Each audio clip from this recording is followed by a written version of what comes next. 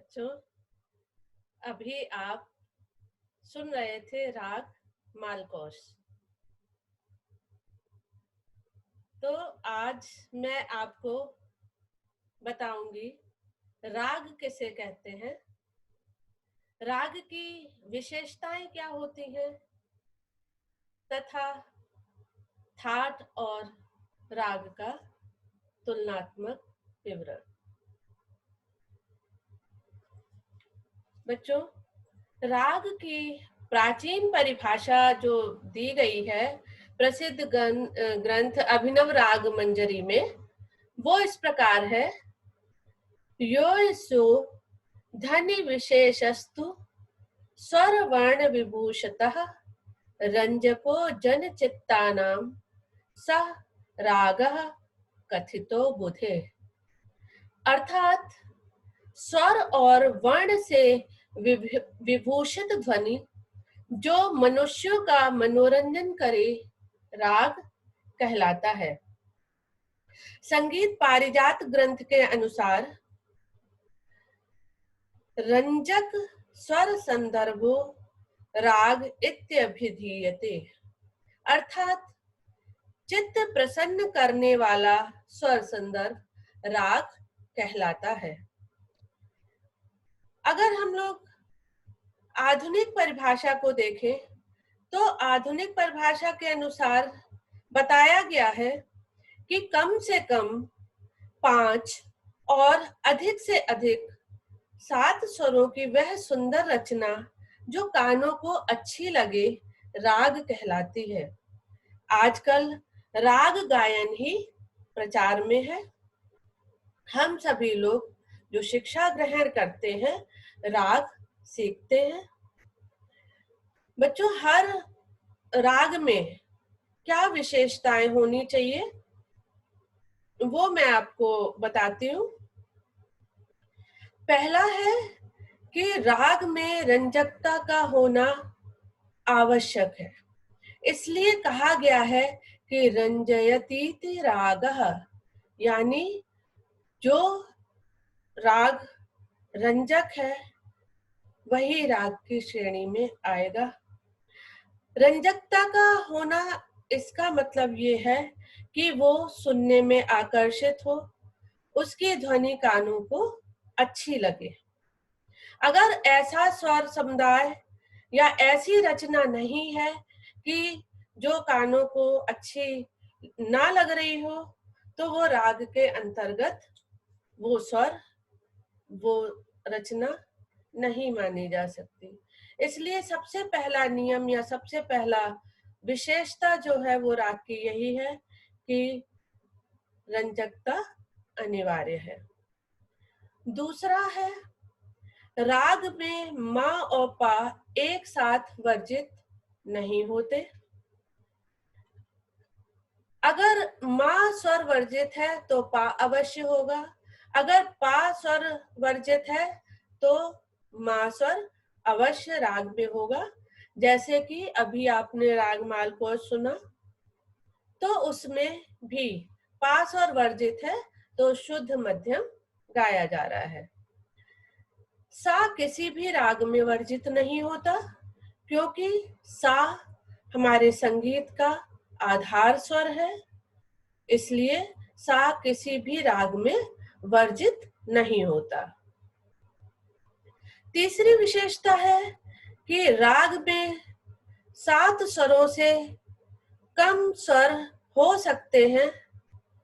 7 से अधिक स्वर हो ही नहीं सकते, क्योंकि संगीत में 7 ही स्वर होते हैं। किंतु 5 स्वरों से कम स्वर का कोई भी राग नहीं होता,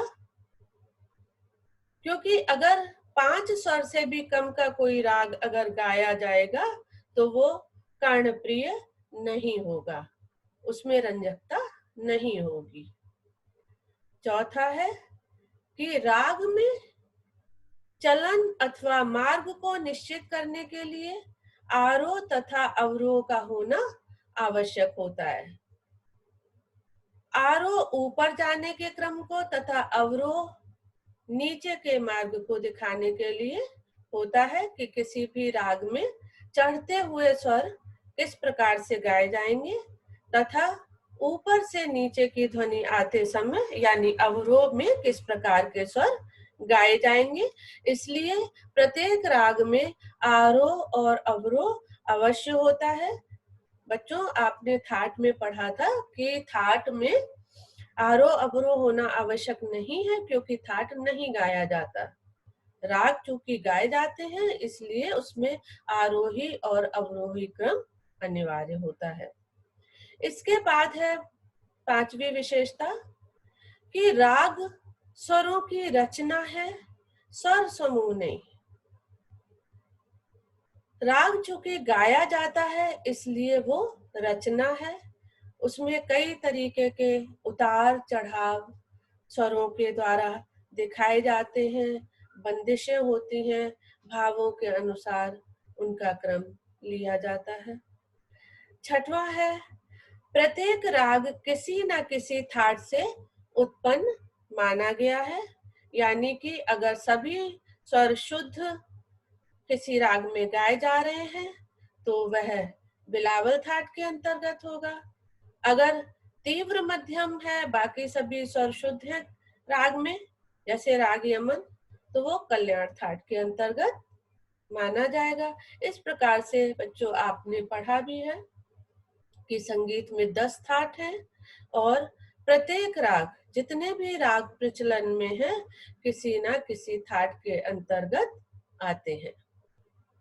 इसके बाद अब मैं आपको चित्र के माध्यम से दिखा रही हूँ थाट और राग की तुलना। बच्चों, थाट आप पढ़ चुके हैं और राग अभी आपने समझा।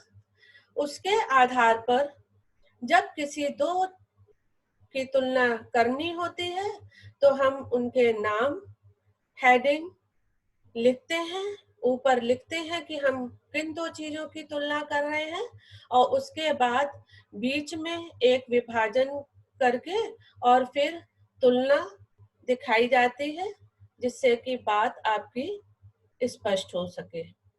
बच्चों, इस प्रकार से थाट और राग की जब हम तुलना करते हैं तो आपने देखा है, हमने आपके सुविधा के लिए स्क्रीन पर पॉइंट्स बनाकर दिया हुआ है कि नंबर 1 थाटों का नामकरण उनसे उत्पन्न होने वाले प्रसिद्ध रागों के आधार पर हुआ है, जबकि रागों का नामकरण स्वतंत्र रूप से होता है। दूसरा है थाट की रचना सप्तक से हुई और सप्तक से थाट की, अतः थाट को राग का जनक माना जाता है। जबकि थाट से रागों की रचना हुई, थाट गाया नहीं जाता और राग गाया जाता है और वह किसी न किसी थाट के अंतर्गत होता है। तीसरी है तुलना के अंतर्गत पॉइंट्स आपका, थाट में सातों स्वर क्रमानुसार होते हैं, यानी प्रत्येक थाट में सारे गामा पाधा नी ये स्वर होते हैं। इनके स्वरों के रूप हर थाट में अलग अलग होते हैं, जो कि मैं आपको बता चुकी हूँ, पढ़ा चुकी हूँ। जबकि राग में यह आवश्यक नहीं है, इसमें कभी क्रम रह सकता है आरोह में, सारे गामा पाधा नी इस क्रम से भी आरोह हो सकता है किसी राग का, या आवश्यक नहीं है कि क्रम से आरोह या अवरोह हो। जैसे कि राग गौड़ सारंग में, जिसमें कि आरोह और अवरोह के स्वर वक्र आते हैं, सा ग रे म ग प, इस तरीके से। चौथा है थाट सदैव संपूर्ण अथवा सप्तक स्वर युक्त रहता है।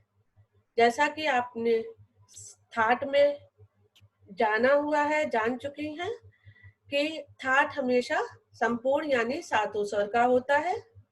राग में ऐसा बंधन नहीं होता, राग कभी संपूर्ण भी हो सकते हैं, सातों स्वर के भी हो सकते हैं, और अभी आपने विशेषता के अंतर्गत जाना था कि 6 स्वर का भी राग हो सकता है और 5 स्वर का भी राग हो सकता है और 7 स्वर का भी राग हो सकता है। 7 स्वर से अधिक किसी भी राग में हो नहीं सकते क्योंकि संगीत में 7 ही स्वर हैं और 5 स्वरों से कम का राग भी नहीं होता क्योंकि वो फिर सुरीला नहीं हो पाएगा। 5वां है, थाट की केवल एक जाति होती है, यानी संपूर्ण जाति होती है, 7 स्वर होते हैं थाट में, जबकि राग में 9 जातियां होती हैं, 3 मुख्य जातियां होती हैं, संपूर्ण, षाडव, औडव, और इन्हीं से फिर उपजातियां जब बनती हैं तो ये 9 जातियां होती हैं। 6वां है, थाट में वादी, संवादी, गायन समय, पकड़, न्यास के स्वर आदि की आवश्यकता नहीं होती क्योंकि थाट गाया नहीं जाता, लेकिन इन सभी चीजों की राग में होना आवश्यकता है, यानी अति आवश्यक है। ये सारी चीजें हर राग में वादी, संवादी होते हैं, हर राग का गायन समय निश्चित होता है, आरोह अवरोह पकड़ होती है। इस तरीके से राग में ये सभी चीजें आवश्यक होती हैं। इसके बाद है 7वां कि थाट गाया नहीं जाता, ये आपको बार बार बताया जा रहा है, जबकि राग गाया जाता है। साथ ही साथ ये भी आपको पता है कि थाट चूंकि गाया नहीं जाता इसलिए इसको कर्ण प्रिय होना आवश्यक नहीं है, यानी इसमें रंजकता आवश्यक नहीं है, जबकि राग को रंजक होना आवश्यक है। ये इसकी पहली शर्त है, राग की पहला नियम है कि राग कर्ण प्रिय होना चाहिए, तभी वो राग के अंतर्गत आएगा। इसीलिए बच्चों आपने देखे होंगे कि राग तो बहुत होते हैं, लेकिन कुछ ही राग आपने प्रचलन में पाए होंगे जो अधिकतर संगीतज्ञों द्वारा गाए जाते हैं। जो अत्यधिक कर्णप्रिय राग होते हैं वही प्रचलन में रहते हैं, और जो कम होते हैं और कहने को वो राग के अंतर्गत हैं, वो कर्णप्रिय हैं, अच्छे हैं, लेकिन अगर वो लोगों को सुनने में उतने रस प्रदान नहीं कर रहे हैं, भावों की अभिव्यक्ति उनके द्वारा नहीं हो पा रही है या लोग पसंद नहीं कर रहे हैं, तो फिर उनका प्रचलन धीरे धीरे कम हो जाता है। इस तरीके से बच्चों आपने आज जाना कि राग किसे कहते हैं, राग की क्या क्या विशेषताएं होती हैं। नमस्ते।